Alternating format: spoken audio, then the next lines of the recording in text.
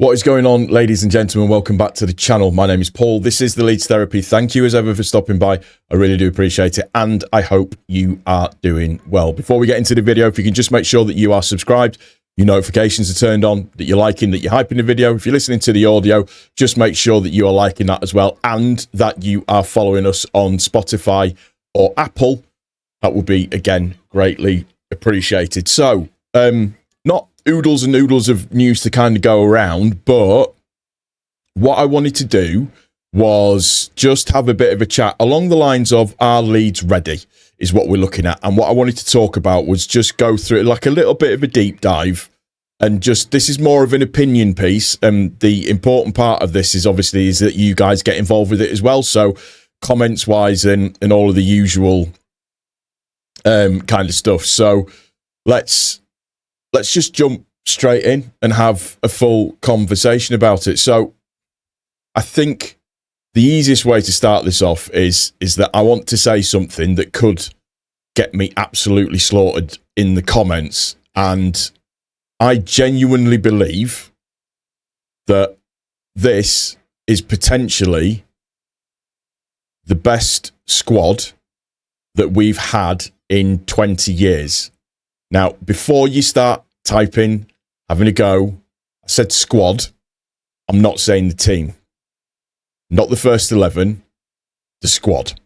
Because if you look at what we've managed to assemble, for me, there is a lot to get excited about. But, as I've mentioned previously, I still think there's a few pieces that are missing, and that there's one massive decision that we need to get right before this transfer window closes. So, as I said, today we're going to have a little bit of a chat about it and just talk through some things as we usually like to do. So let's start with the big question.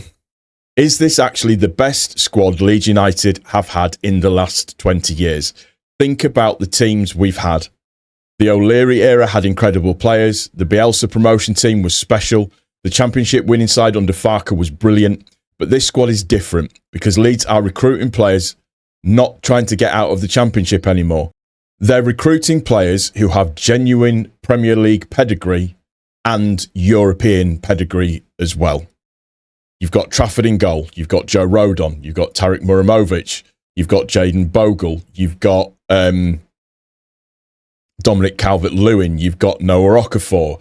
You've got Jakob Biel.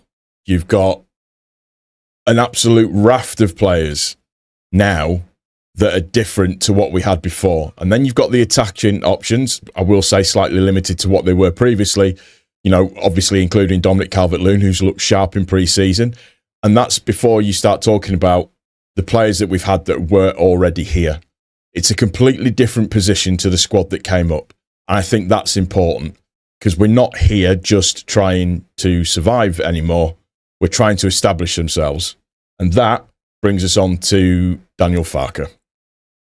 Because let's be honest, 6 months ago, there were Leeds fans who wanted Farke out. I was very much leaning towards that case at that particular moment in time. Aston Villa is a prime example of that. There were questions about the football, questions about his tactics, questions about whether he was the man to take Leeds forward and take Leeds into the Premier League and beyond. But something changed. Farke adapted. The 3-5-2 gave Leeds a greater balance. The performances improved, the results improved, and suddenly the conversation changed. Now, I'm not going to sit here and tell you Farke is perfect. He's not. We know he's not. But I think he's earned the right to be judged on what happens next, because he's now got a squad that looks much more suited to Premier League football, and that's where I think this season could really get interesting, because perhaps the question wasn't whether Farke was good enough. Perhaps the question was whether he'd been given the right tools. Right, I wanted to quickly talk about the latest partner of the Leeds Therapy, Holy. And this is actually one of those partnerships that makes a lot of sense for me personally. Anyone who makes videos will know that quite a lot of the work happens at ridiculous times. You're researching transfers, editing videos, making thumbnails, waiting for people to tweet something out at 11:30 at night that will completely ruin the video that you've just spent 3 hours making. And historically, that normally meant reaching for an energy drink or another can of something fizzy. That's where Holy comes in. Holy was actually started by 3 mates, Freddie, Phil and Matza, who loved soft drinks themselves but looked at an industry that hadn't really changed for decades and thought, surely we can do this differently. They started out in a shared apartment, initially creating Holy Energy, and since then they've expanded into iced tea, hydration, and even milkshakes. Today, Holy has grown into more than 100 people with over 2 million customers. For me, the big thing is choice. If I'm editing or working late, there's Holy Energy. It's zero sugar, zero taurine, and most importantly for me, it actually tastes fruity rather than like liquid gummy bears. If I don't want the energy drink, there's Holy Iced Tea made with real tea and zero sugar. There's also Holy Hydration with electrolytes, minerals, and coconut water base, again with zero sugar. And then they somehow decided to make Holy milkshakes as well. So basically, whatever mood I'm in, there's something there. If you've never tried Holy before, the one that I would recommend looking at is the Starter Set Deluxe. In that you get energy, iced tea and hydration with 14 sachets and milkshakes with 15 sachets. And you get a Holy logo shaker as well. And because this is our Leeds Therapy partnership, I've managed to get you guys a special offer. If you're already a Holy customer, use code LEEDS for 10% off your order. And if you're a new customer, use LEEDS5 to get £5 off your first order over $14.99. So if you're interested, use the link around this video, use my code at checkout and give it a try. Massive thanks to Holy for partnering with the Leeds Therapy. Drink soft, go hard. And talking about those tools, let's talk about the biggest one, James Trafford. £40 million for a goalkeeper. That's an enormous amount of money, and it means there's going to be pressure. If Trafford makes a mistake, people aren't going to say he's a young goalkeeper learning his trade. They're going to say 40 million. And he's done that. But Leeds aren't paying 40 million simply for the goalkeeper Trafford is today. They're betting on the goalkeeper he could become. His distribution, his composure, his ability to play from the back, his command of the area, and potentially his future with England. If Trafford becomes Leeds' number one for the next 5, 6, 7 years and develops into an established England goalkeeper, that 40 million could eventually look like an absolute bargain. But if he doesn't, it's a huge amount of money tied up in one position. So I want to know what you think. James Trafford, 40 million bargain, or is it a 40 million gamble? And then there's Muharemovic. This is another signing that could end up being absolutely massive because Leeds have needed a serious defensive leader. And what we've seen from Muharemovic so far has been incredibly encouraging. You've got Rodon, Muharemovic, you've got Biel. And then you've got options around them. And suddenly, that defensive unit looks like it belongs in the Premier League. That's the difference with this squad. We're not talking about players who might be good enough. We're talking about players who have the potential to be genuinely important Premier League players. And if Muharemovic develops the way Leeds believe he can, he could become one of the signings we look back on and say, how did Leeds get him for that money? However, I'm still not completely satisfied. When are we as fans, to be fair? I think Leeds need one more signing, and for me, it's the midfield/attacking area because the Premier League is relentless. You need players who can win the ball. You need players who can carry it. You need players who can protect the defence. You need players who can keep possession when you're under pressure. Having another quality midfielder would give Farke something incredibly important: options.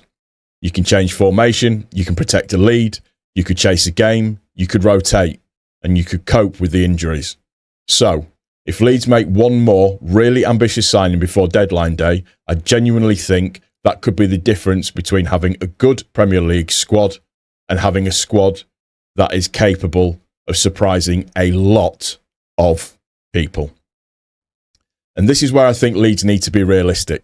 I'm not saying that Leeds are going to finish 6th. I'm not saying that we're going to qualify for Europe. And I'm certainly not saying we're going to suddenly turn into Manchester City. But I think the expectations have changed because this isn't a squad built simply to stay in the Premier League. This is a squad built to establish Leeds in the Premier League. And that's a massive difference. Think about where this club was a few years ago. Relegation, Championship football, rebuilding, promotion, and now. Now we're talking about £40 million goalkeepers, 30 million plus defenders, Premier League internationals, a redeveloped Ellen Road, and a squad that is starting to look genuinely competitive. So here's the question I want to finish with. Where can this Leeds team actually finish? Forget the predictions, forget what the pundits say, forget what the bookmakers say. I'm asking you, what do you think? Because personally, I think Leeds have the potential to surprise people. But I think the next couple of weeks are massive. Get that final signing right. Get the Pirro decision right. Keep the important players fit and let Farke's system develop. And suddenly, this could become a very, very, very interesting season. So, I'm giving you 5 questions. Number 1, is this the best Leeds squad we've had in 20 years? Number 2, has Farke proved doubters wrong? Number 3, is James Trafford worth 40 million? Number 4, should Leeds sell Pirro rather than loan him out? Is it a mistake to go the way that we're going with West Ham? And last, but by no means least, what is the one signing Leeds still need before deadline day? I want all 5 answers in the comments. You don't need to answer every single one, but it'd be great to see all 5 answers in the comments, because this is where the Leeds Therapy community gets very, very interesting. 9 times out of 10, you lot have brilliant opinions, and I need to hear them, and I want to hear them as well. So, that is going to do it for this one, guys. I do hope you've enjoyed it. Something a little bit different. Apologies, there's no transfer news and all of that kind of good stuff, but make sure you're liking, hyping, you're commenting, all of that good stuff. Make sure that you are liking the audio version if you are listening on Apple or on Spotify. Make sure subscribed and notifications are turned on. That's really, really, really, really important. A subscription costs absolutely nothing. Take care of each other. Most importantly, please, please take care of yourself. I'll see you on the next one, guys. Take it easy. Cheers.